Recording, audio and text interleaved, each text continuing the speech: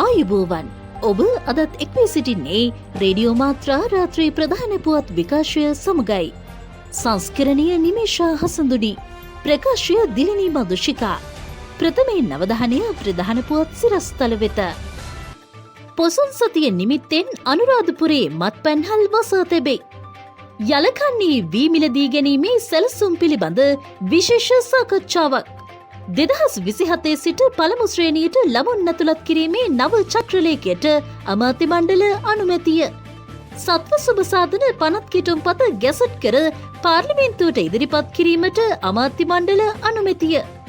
මැතිවරණවලදී නොමැකින තීන්ත ආලේප කිරීමේ ක්‍රමය ඉවත් කිරීමට පියවර. රත්මලාන ගගන නාවික පණිවිඩ හැසිරවීමේ පද්ධතිය නවීකරණයට.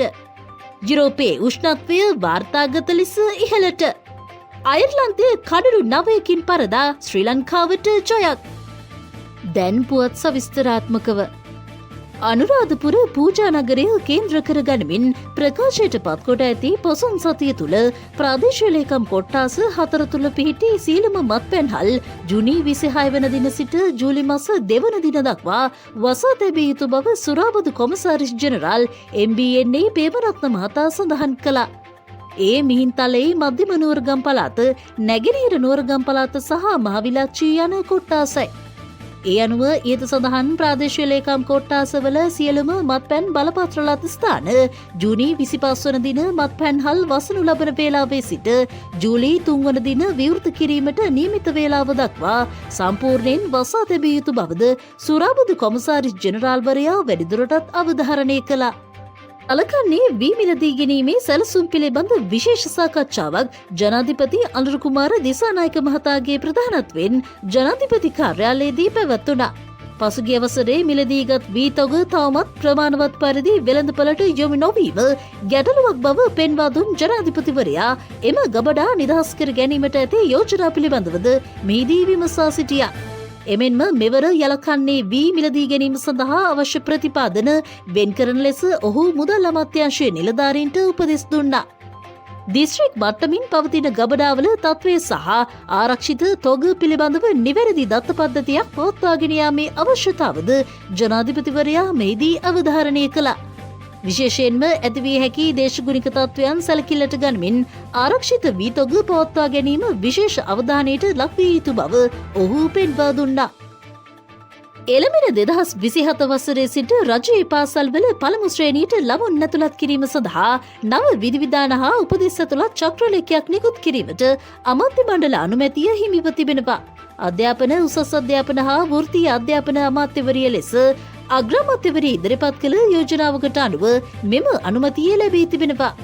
අධ්‍යාපනය සඳහා සාධාරණ ප්‍රවේශ අවස්ථා තහවුරු කිරීම, විවිධභාවය වැඩි කිරීම සහ අක්‍රමිකතා අවම කිරීම මෙහි ප්‍රධාන අරමුණයි.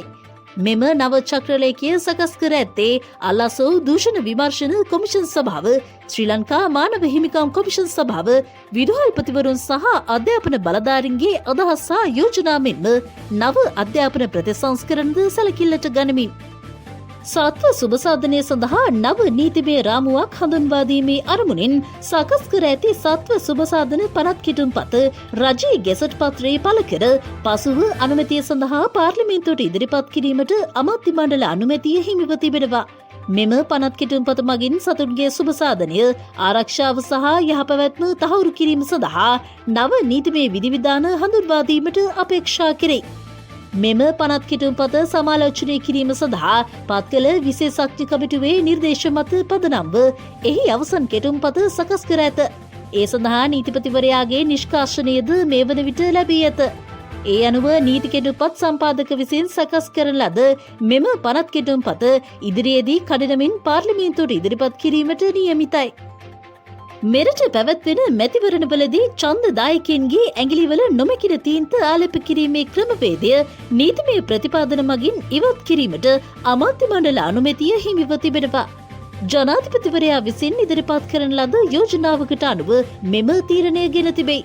2004 වසරේ සිට මේ දක්වා සෑම ඡන්ද විමසීමකදීම වළංගු හැඳුනුම්පතක් මගින් අනන්‍යතාව තහවුරු කිරීම සහ නොමැකින තීන්ත භාවිතය අනිවාර්ය කර තිබුණේ එක් ඡන්දදායකයෙකුට එක්වරකට වඩා ඡන්දය භාවිත කිරීම වැළැක්වීමේ අරමුණින්. කෙසේ වෙතත් එකම අරමුණක් සඳහා හැඳුනුම්පත් පරීක්ෂාව සහ තීන්ත ආලේප කිරීම යන ක්‍රමවේද දෙකම එකවර අනුගමනය කිරීම නිසා ඡන්ද මධ්‍යස්ථානවල කාර්යක්ෂමතාවට බාධා පැමිණීම සහ රජයට විශාල අමතර පිරිවැයක් දැරීමට සිදුවීම යන කරුණු නිරීක්ෂණය වී තිබෙනවා. ඒ අනුව නොමැකෙන තීන්ත භාවිත කිරීමේ අවශ්‍යතාව ඉවත් කිරීම සඳහා ජනාධිපතිවරණ, මහමැතිවරණ, පළාත් සභා, පළාත් පාලන සහ ජනමත විචාරණ යන මැතිවරණවලට අදාළ පනත් සහ ආඥා පනත්වල පවතින විශේෂ වගන්ති සංශෝධනය කිරීමට රජය නීතිමය පියවර ගනු ලැබෙනවා.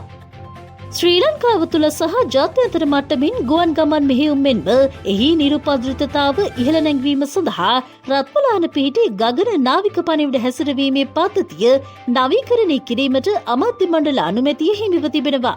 වරාය සහ සිවිල් ගුවන් සේවා අමාත්‍යවරයා ඉදිරිපත් කළ යෝජනාවකට අනුව මෙම පියවර ගෙන තිබෙනවා.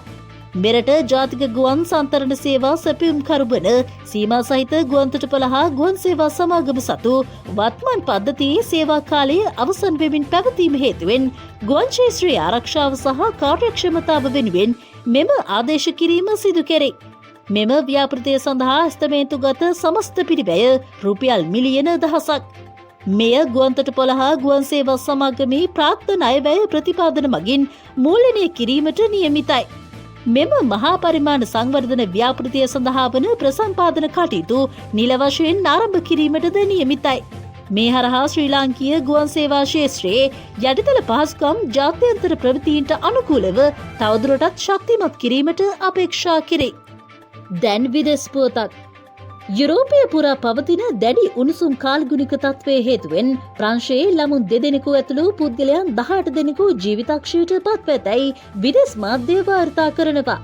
මෙම දරුණු උණුසුම් රැල්ල හේතුවෙන් ප්‍රංශයේ ප්‍රධාන නගර රැසක උෂ්ණත්වය වාර්තාගත ලෙස ඉහළ ගොස් තිබෙනවා. විශේෂයෙන්ම එරට බෝඩෝවයින් කලාපයේ උෂ්ණත්වය සෙල්සියස් අංශක 41.9ක් ලෙස සටහන් වී ඇති අතර එය මීට පෙර පැවති උපරිම වාර්තාව වූ සෙල්සියස් අංශක 41.2 අභිබවා යාමත්. පවතින අවදානම් තත්ත්වයේ හේතුවෙන් ප්‍රංශයේ පාසල් වසා දැමීමට හෝ කාලසටහන් සංශෝධනය කිරීමට බලධාරීන් පියවර ගෙන තිබෙනවා. මේ අතර ස්පාඤ්ඤයේ සාමාන්‍යයෙන් සිසිල් දේශගුණයක් පවතින උතුරු දිග ප්‍රදේශවලද උෂ්ණත්වය සෙල්සියස් අංශක 40 ඉක්මවා ගොස් තිබෙනවා. ලෝක කාලගුණ විද්‍යා සංවිධානය පෙන්වා දෙන්නේ ගෝලීය සාමාන්‍ය උණුසුම ඉහළ යන වේගය මෙන් දෙගුණයකටත් වඩා වැඩි වේගයකින් යුරෝපය උණුසුම් වෙමින් පවතින බවයි. දැන් ක්‍රීඩා පුවතක්. ලෝක කුසලාන කාන්තා 2020 ක්‍රිකට් තරඟාවලියේ අයර්ලන්තය සමග පැවති තරගයෙන් කඩුළු 9ක විශිෂ්ට ජයක් ලැබීමට ශ්‍රී ලංකා කණ්ඩායම සමත් වුණා. බ්‍රිස්ටල්හිදී පැවති මෙම තරගයේදී ශ්‍රී ලංකා කණ්ඩායමේ නායිකා චමරි අතුපත්තු නොදවී සුවිශේෂී ශතකයක් වාර්තා කිරීම කැපී පෙනුණා. මෙය ඇය 2020 ජාත්‍යන්තර තරගයකදී වාර්තා කළ 9 වැනි ශතකයයි. තරගයේ ප්‍රථමයෙන් පන්දුවට පහර දුන් අයර්ලන්ත කණ්ඩායම පන්දුවාර 20 අවසානයේ කඩුළු 5ක් දැවී ලකුණු 130ක් රැස් කරා. තරගයේ ප්‍රථමයෙන් පන්දුවට පහර දුන් අයර්ලන්ත කණ්ඩායම පන්දුවාර 20 අවසානයේ කඩුළු 5ක් දැවී ලකුණු 130ක් රැස් කළා. පිළිතුරුවෙන්ම ක්‍රීඩා කළ ශ්‍රී ලංකා කණ්ඩායම පන්දුවාර 15ක් තුළදී එක් කඩුල්ලක් පමණක් දැවී ලකුණු 134ක් ලබා ගනිමින් තරගයේ ජයග්‍රහණය තහවුරු කරගත්තා. එහිදී විශිෂ්ට ඉනිමක් ක්‍රීඩා කළ චමරි අතපත්තු පන්දු 61කදී 4 පහර 17ක් සහ 6 පහර 2ක් සමගින් නොදවී ලකුණු 106ක් රැස් කිරීමට සමත් වුණා. රේඩියෝ මාත්‍රා රාත්‍රී ප්‍රධාන පුවත් විකාශය අවසන්. ඔබ සැමට සුබ රාත්‍රියක්.